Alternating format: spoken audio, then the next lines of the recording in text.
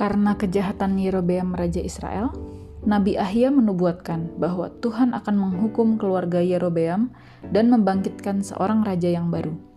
Yerobeam memerintah sebagai Raja Israel selama 22 tahun, lalu ia mati dan digantikan oleh anaknya yang bernama Nadab. Rehabeam Raja Yehuda juga meninggalkan hukum Tuhan, sehingga Tuhan murka. Maka Rehabeam dikalahkan Sisak, Raja Mesir. Rehabeam memerintah sebagai Raja Yehuda selama 17 tahun, lalu ia mati dan digantikan oleh anaknya yang bernama Abiam. Raja Abiam, anak dari Rehabeam, adalah Raja Yehuda yang jahat. Ia memerintah selama 3 tahun dan digantikan oleh Asa, anaknya. Tidak seperti ayahnya, Raja Asa adalah raja yang baik pada awalnya. Ia menyingkirkan penyembahan berhala dari negeri Yehuda. Tetapi lama-lama, Raja Asa tidak bergantung sepenuhnya kepada Tuhan, sehingga ia mengambil emas dan perak rumah Tuhan sebagai bayaran agar tentara Aram membantunya mengalahkan Israel. Setelah memerintah selama 41 tahun atas Yehuda, Raja Asa mati dan digantikan oleh Yosafat anaknya.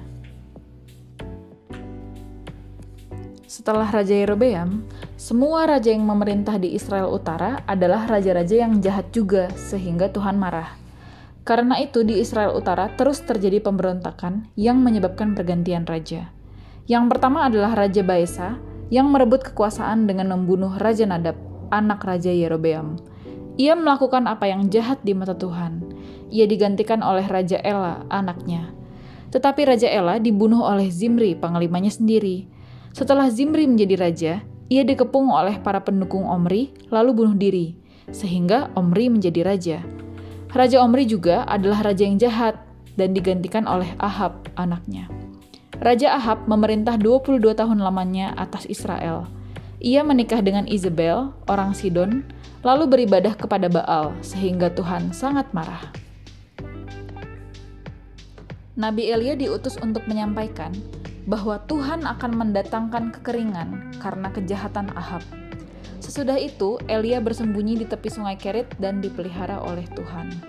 Setelah air sungai Kerit menjadi kering, Tuhan memelihara Elia di Sarfat dengan perantaraan seorang janda dan anaknya. Meskipun kekeringan itu telah menyebabkan kelaparan, Tuhan membuat mujizat, yaitu tepung dan minyak janda itu tidak berkurang sedikit pun, walaupun dipakai membuat roti. Suatu hari anak janda di Sarfat itu mati, tetapi Elia mendoakannya sehingga anak itu hidup kembali. Setelah beberapa lama, Elia menantang Ahab membawa nabi-nabi Baal ke Gunung Karmel untuk membuktikan siapa Tuhan yang benar, Allah Israel atau Baal. Ternyata Allah Israel adalah Allah yang benar, yang terbukti bisa mendatangkan api untuk membakar korban yang disiapkan Elia. Sementara pada korban Nabi Baal tidak terjadi apa-apa. Rakyat Israel pun jadi tahu bahwa Allah Israel adalah Allah yang benar. Kemudian Tuhan menurunkan hujan di Israel. Izebel marah dan ingin membunuh Elia. Elia pergi dan mengeluh kepada Tuhan di Gunung Horeb.